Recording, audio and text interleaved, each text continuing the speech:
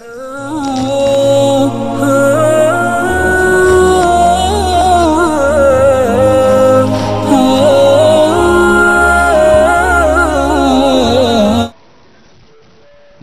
ونستعينه ونستغفره ونعوذ بالله من شرور أنفسنا ومن سيئات أعمالنا ومن يهده الله فلا مضل له ومن يضلل فلا هادي له ونشهد أن لا إله إلا الله ونشهد أن سيدنا ومولانا محمدا عبده ورسوله الذي أرسله بالحق بشيرا ونذيرا وداعيا إلى الله بإذنه وسراجا منيرا أما بعد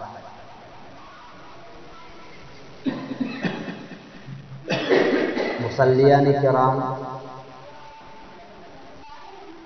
انسان کے جسم میں سب سے قیمتی چیز اور سب سے اہم چیز انسان کی زبان اور انسان کا دل ہوا کرتا ہے۔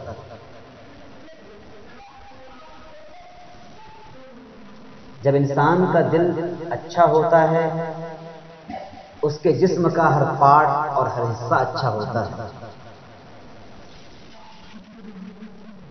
اور جب انسان کا دل بگڑتا ہے جسم کا ہر حصہ بگڑ جاتا ہے۔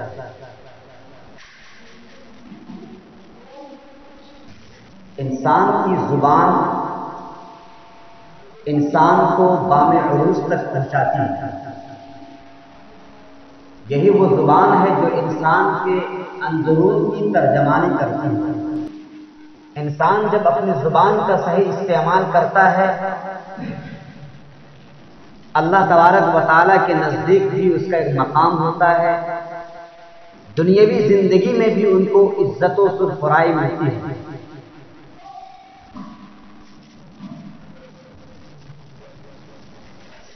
لیکن جب یہی زبان انسان کی خراب ہو جائے، جب یہی زبان انسان کی پروردگار کی دی ہوئی نعمت صحیح ڈھنگ سے استعمال نہ کی جائے تو ایسے موقع پر پروردگار کی طرف سے انسانوں پر زوال کا فیصلہ سنا دیا جاتا ہے۔ جو انسان کل تلک عزت و سرفرازی کی بلندی پر ہوا کرتا تھا، اسی زبان کے غلط استعمال کی وجہ سے ذلت و خواری کی زندگی گزارنا پڑتا ہے، رسوائی کی زندگی گزارنا پڑتا ہے۔ میں آپ کو بتاؤں کہ آج ہمارے معاشرے میں اور معاشرے کو میں اور محدود کروں تو اپنے گھر میں ہمارے ان زبانوں نے ہمارے گھروں کے اندر کی حالت کو بگاڑ کر رکھی ہے۔ اس زبان کی بنیاد پر جو یہ زبان محبت کی زبان ہونی چاہیے تھی، اس زبان کے ذریعے سے ہم اپنے بیٹوں کو قریب کرتے ہیں، اس زبان کے ذریعے سے اپنی بیویوں کو قریب کرتے ہیں، اس زبان کے ذریعے سے اپنے بھائیوں کو قریب کرتے ہیں۔ لیکن ہماری زبان اتنی سخت ہو گئی کہ ہمارا بیٹا بھی ہم سے دور ہو گیا، ہمارا بھائی بھی ہم سے دور ہو گیا، ہمارے پڑوس بھی ہم سے نالا ہیں، ہم سے شکوے کرتے ہیں، کیونکہ ہماری زبان خراب ہو گئی۔ اس زبان سے محبت کے الفاظ نکلنے چاہیے۔ ہمارے نبی صلی اللہ علیہ وسلم کو جو اللہ نے زبان دی تھی، اس زبان کا استعمال ہمیشہ پتھر بھی کھا رہے ہیں تب بھی محبت کا استعمال کر رہے ہیں، گالیاں بھی سن رہے ہیں تب بھی محبت کا استعمال کر رہے ہیں۔ اگر اللہ کے نبی صلی اللہ علیہ وسلم نے اپنی زبان کا استعمال سخت کیا ہوگا، اپنے دشمنوں کے لیے سخت جملے نکالے ہوتے تو یہ دین شاید کہ ہم تک نہیں پہنچ پاتا۔ ہم بھی آپ صلی اللہ علیہ وسلم کی امتی ہیں، ہماری زبان کیوں سخت ہو گئی؟ کیوں لوگ ہماری بات سننے سے بھاگتے ہیں؟ کیوں پڑوس ہماری بات سننے سے بھاگ رہے ہیں؟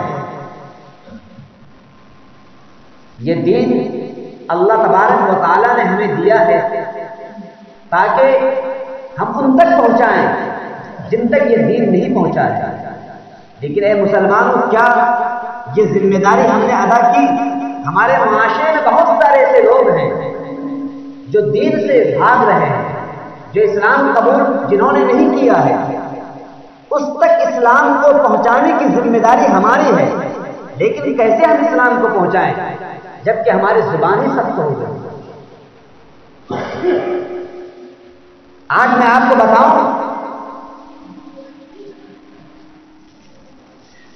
کبھی ایسے گھروں میں ماں اور بیٹیوں کے درمیان، باپ اور بیٹوں کے درمیان محبت کا رشتہ پایا جاتا ہے، ورنہ اکثر گھروں کا مسئلہ تو اتنا بگڑا ہوا ہے کہ باپ اپنے بیٹے کی یا بیٹا اپنے باپ کی باتوں کو سننے کو تیار نہیں۔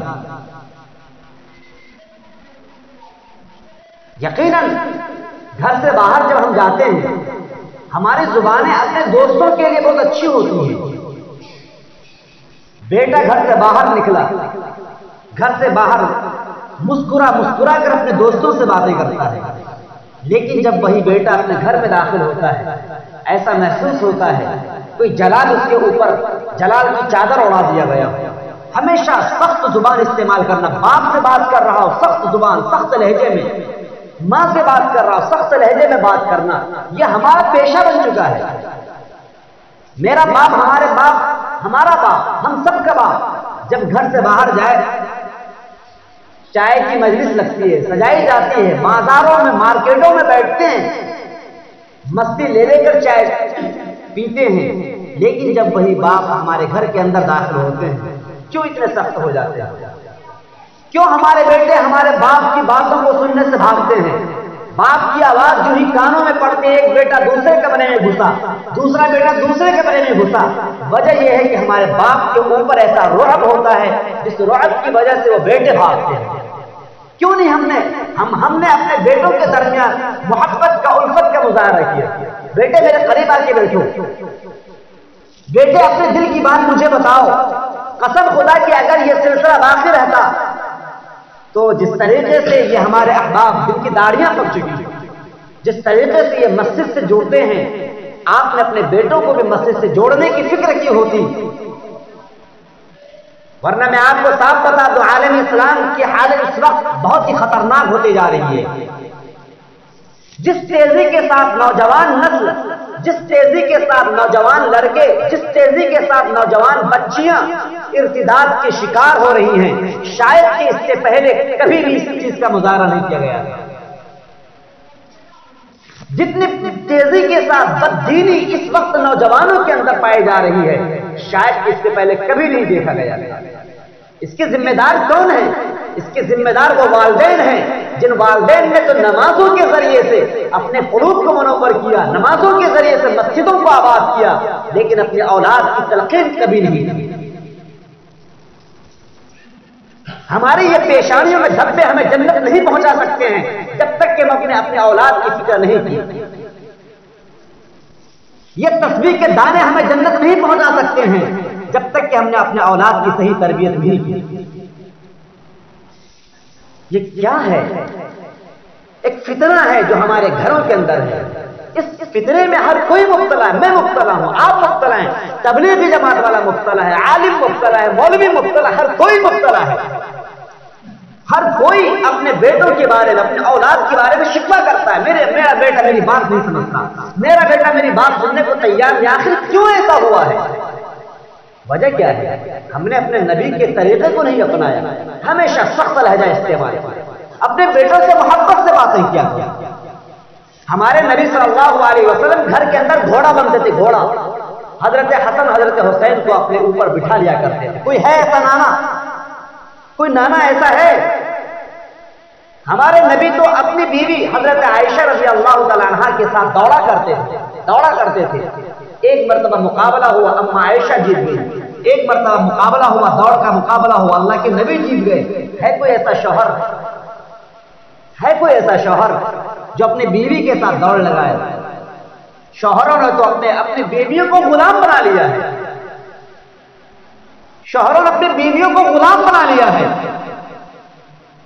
چاول میں تھوڑی کمی رہی، چائے میں تھوڑی کمی رہی، سبزی میں تھوڑی کمی رہی، ایسا محسوس ہوتا ہے کہ سب سے بڑا دشمن ہماری بیوی ہے. ہماری زبان سخت ہو جاتی ہے، ہمارے جملے سخت ہو جاتے ہیں.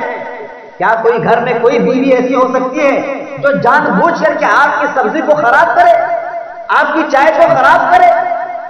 کیا ہمارے اندر یہ برداشت کرنے کی صفت ختم ہو گئی؟ پھر ہماری بیوی ہماری بات کیوں نہیں سنتی ہیں؟ کیونکہ ہم نے اپنے اخلاق کا مظاہرہ نہیں کیا، ہم نے اپنے کردار کا مظاہرہ نہیں کیا ہے. کیوں نہیں ہم نے کبھی اپنے بیٹے کے پیر کو دبایا، بیٹا چل نماز کا وقت ہو گیا، بیٹا اذان ہو رہی ہے، پیر دبا دبا کر کے اپنے بیٹوں کو مسجد تک لانے کی کوشش کی ہم نے؟ ہماری بیوی اگر نماز نہیں پڑھتی ہے، ہم نے کبھی بھی اپنی بیوی کو لوٹے میں پانی بھر کر لانے کی کوشش کی؟ بیوی میری محترمہ، یہ لوٹے میں پانی لا کر کے میں نے دیا ہے آپ کو، وضو کر لیجیے، نماز پڑھ لیجیے.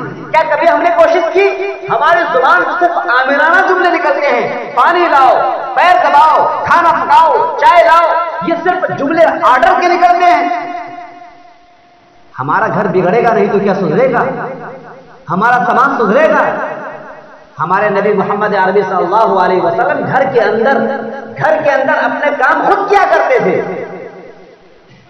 اما عائشہ بھی ہوا کرتی تھی، حضرت خدیجہ کا نام سنا ہی ہوگا آپ نے، ان پر بوجھ نہیں ڈالا کرتے تھے ہمارے نبی، وہ بھی بیوی ہوا کرتی تھی. لیکن کیوں ہماری بیوی ہم سے شکوے کرتی ہیں؟ کیوں ہماری شکایتیں دوسروں کے سامنے کرنے پر مجبور ہوتی ہیں؟ ہمارے نبی نے فرمایا سب سے بہتر آدمی وہ ہے جو اپنی بیوی کے لیے سب سے بہتر ہو. سب سے بہتر آدمی وہ ہے جو اپنی بیوی کے لیے سب سے بہتر ہو. لیکن آج کوئی بھی شوہر ایسا نہیں جو اپنی بیوی کے لیے اچھا ہو. میرے بھائیوں، آج بھی وقت ہے اپنے گھر کی ہر ایک فکر کریں. اتنے لوگ ہماری مسجد میں ہیں ماشاء اللہ، ہر کوئی اپنے گھر کی فکر کرے گا، ہر کوئی اپنے اولاد کی فکر کرے گا، ہر کوئی اپنے بیٹوں کی فکر کرے گا، ہر کوئی اپنی بیٹیوں کی فکر کرے گا. تو قسم خدا کہ غیروں نے جو ہمارا مذاق اڑانا شروع کیا ہے وہ مذاق بند ہو جائے گا. آپ کو معلوم ہے روزانہ اخبارات کا مطالعہ کیجیے، اردو اخبار پڑھیے، انگریزی اخبار پڑھیے، ہندی اخبار پڑھیے، روزانہ مسلمانوں کے ایسے ایسے واردات سرخیوں کے طور پر پیش کی جاتی ہیں کہ آپ دنیا ہنس رہی ہے مسلمانوں پر. یہاں پر مسلمان لڑکیاں بھاگ رہی ہیں اور یہ مسلمان لڑکے یہاں بگڑ رہے ہیں، یہ شراب میں مبتلا ہیں. آخرت تک. اور میں آپ کو صاف بتاؤں، میرے استاد محترم نے فرمایا جتنی تیزی کے ساتھ یہ نوجوان بچے اور نوجوان نسل شراب نوشی کے شکار ہو رہی ہیں، آپ کو معلوم ہے ایسے نشہ آور چیزیں مل رہی ہیں دکانوں میں ایسے نشہ آور چیزیں مل رہی ہیں جن کی طرف ہمارے والدین نے کبھی توجہ نہیں کی. آپ نے کیوں نہیں سختی کا مظاہرہ کیا؟ چھوٹے چھوٹے بچے، ان کے ہاتھ میں نشہ آور چیزیں ہوتی ہیں جس سے ان کا دل خراب ہوتا ہے، ان کا دماغ خراب ہوتا ہے.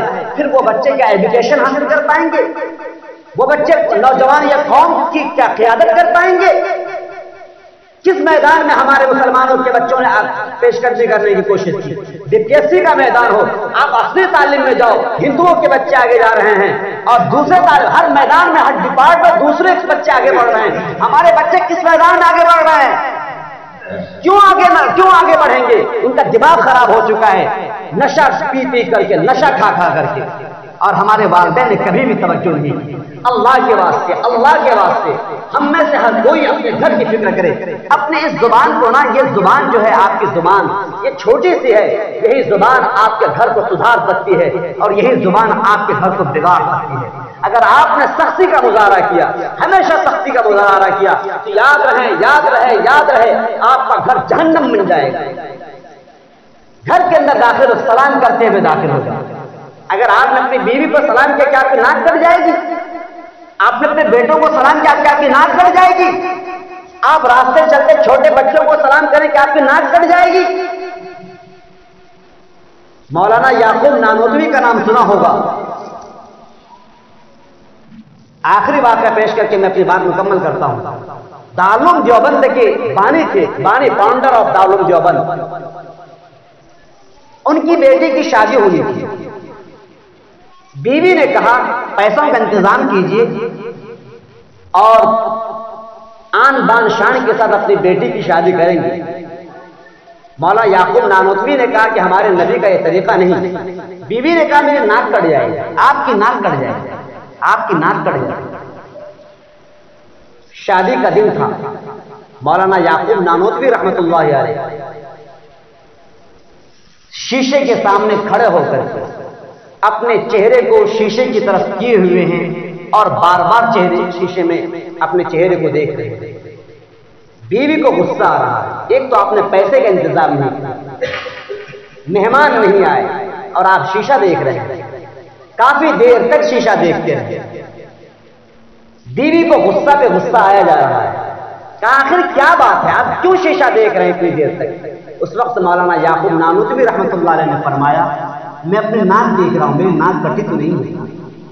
آج میری بیٹی کی شادی ہو رہی ہے, الحمدللہ شادی ہو بھی چکی ہے, رخصتی بھی ہو گئی, لیکن الحمدللہ میری ناک اپنی جگہ پر نکالی. اتنے بڑے عالم, ان کے گھر میں ایک سادگی کی زندگی گزر رہی ہے, آسانی کے ساتھ شادی ہو رہی ہے, اپنی عزت کی ذرہ برابر پرواہ نہیں. اگر معاشرہ ہم پر تھوکے تو تھوکنے دو, لیکن ہمارے نبی کی سنت ہماری زندگی میں آنی چاہیے. اپنے نبی کی سنت کو زندہ کرنے کے لیے اگر معاشرہ ہمیں گالی دیتا ہے تو دینے دو, کیا پریشانی ہے؟ ایک سنت تو زندہ تو ہو جائے نا. ناک کٹ جائے تو کٹ جانے دو, عزت خاک میں مل جائے تو مل جانے دو. ہمارے نبی نے وعدہ فرمایا ہے, اپنی عزت کو خاک میں ملا دو, اپنی عزت کو ملیا میٹ کر دو. قیامت کے روز قسم خدا کی عزت دلوانے کی ذمہ داری میری ہوگی. میرے بھائیوں, آپ سلام کرو, بستی میں گھومو, چھوٹے چھوٹے بچوں کو سلام کرو, اپنے گھر میں داخل ہو, اپنی بیوی کو سلام کرو, اپنے بیٹوں کو سلام کرو, مشورہ کرو, اپنے بیٹوں کو بٹھا کر مشورہ کرو. سبزی کیا پکاؤ گے, سبزی کیا کھاؤ گے, کھانے میں کیا بنے گا, اپنے بیٹوں سے مشورہ کرو, اپنی بیویوں سے مشورہ کرو. مشورہ کر کے تو کچھ کرو, آپ کا گھر جنت بن جائے گا انشاءاللہ. اور آپ کا بیٹا بھی آپ کے دامن کو پکڑتے ہوئے جس طریقے سے آپ مسجد کے اعمال سے جوڑتے ہیں, انشاءاللہ آپ کا انتقال ہو جائے گا. آپ کی داڑیاں پک گئی, موت تو آئے گی نا, میں بیٹھا ہوں, میں مر جاؤں گا, آپ مر جائیں گے. فکر کی بات تو یہ ہے کہ ایسا نہ ہو کہ آپ کے مرنے کے بعد یہ مسجد ویران نہ ہو جائے. اللہ تبارک و تعالیٰ اس دن سے ہمیں محفوظ فرمائے جب یہ نوجوان نسلیں بڑی تیزی کے ساتھ مسجد کے اعمال سے, مسجد سے متنفر اور تنفر کا اظہار کر رہے ہیں. وہ دن نہ آ جائے قبل اس کے کہ ہم اپنے اولاد کو مسجد کے اعمال سے جوڑیں. اللہ تبارک و تعالی ہمیں مسجد سے جوڑنے کی توفیق عطا فرمائے, اپنے اخلاق کو خوبصورت بنانے کی توفیق عطا فرمائے, اپنی زبان کو ملائم کرنے کی توفیق عطا فرمائے, اپنی زبان میں مٹھاس پیدا کرنے کی توفیق عطا فرمائے, اپنے بال بچوں کے ساتھ, اپنی بیویوں کے ساتھ نرم رویہ اختیار کرنے کی توفیق عطا فرمائے. وآخر دعوانا الحمدللہ.